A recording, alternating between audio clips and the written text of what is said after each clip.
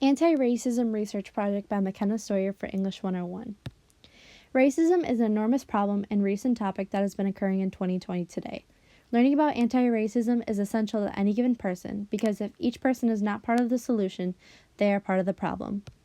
When learning about anti-racism, there are millions of articles out on the internet to learn from, so it's important to learn the reliability of each source. Some aspects of looking at reliable sources are individual steps that can be taken, the usefulness of the source, the recency, relevancy, and credibility.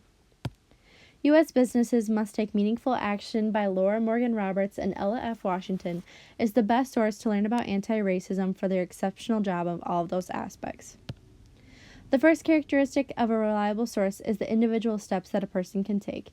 These should be easy and doable actions that any regular person can do, and should include specific examples of those steps and detailed descriptions so the reader can fully understand.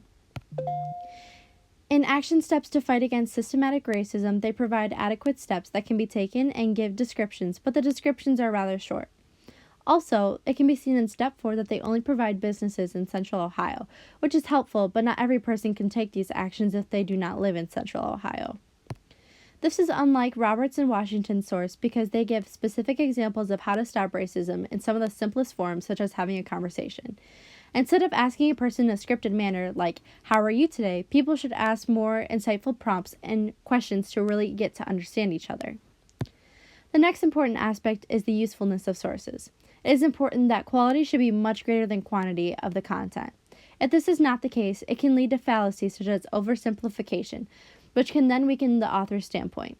For each source to be useful as well, it must be easy to comprehend so that any person can use it in their lives. This can also go hand in hand with individual actions. In this source, written by the U.S. Catholic bishops, the authors write a very insightful and academic letter involving racism, but this cannot be used in everyday life as it is very traditional. Not implying that it's an unusable source, it's just not useful unless it's used for religious purposes. In the main source, at the end of their article, they challenge the reader to use the information that they have provided in their article saying, what would promote equity and justice and activate meaningful change, which directly challenges the reader to use their content. Next is the recency of the source.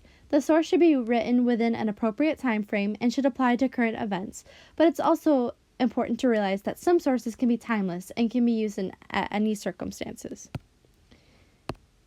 In this book by Paula Bradfield Creeder, the piece was published in 1999. Not to say that 1999 is in any way, shape, or form an old time frame at all, but there are much more recent sources out on the internet that can be used for researching topics in 2020.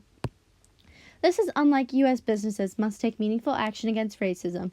As seen in the red circle, this piece was published on June 1st of 2020, which is a very recent time frame. Another aspect of reliable sources is relevancy. When looking at sources, they should stay on track the whole entire time on the topic that they're discussing, as well as specific examples of their topic and detailed description of their topic to keep the reader interested. A common theme across research that is used at the end of the article, they have a source to donate to their article that they were writing about. Although this is not always a bad idea, this can sometimes leave the reader sidetracked in the purpose of what the article was, which can meddle with the relevancy of the argument.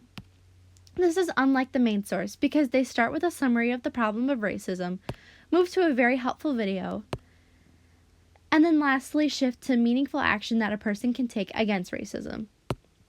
Lastly, credibility is absolutely essential when looking at the reliability of resources. The author should give their credentials and a history of the subject that they're discussing and reference any outside information that they used in their article.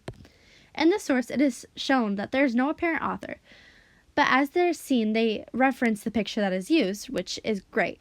Although there is sometimes no apparent author, it can make it very hard to trust. This is unlike the main source because, as shown, Ella F. Washington and Laura Morgan Roberts both put pictures of themselves, give their credentials and a history of the topic that they're discussing, include resources if any questions or concerns come up. U.S. Businesses Must Take Meaningful Action Against Racism is the best source for learning about anti-racism. And in conclusion, it is also important to know that learning about racism is not just necessary, it is essential.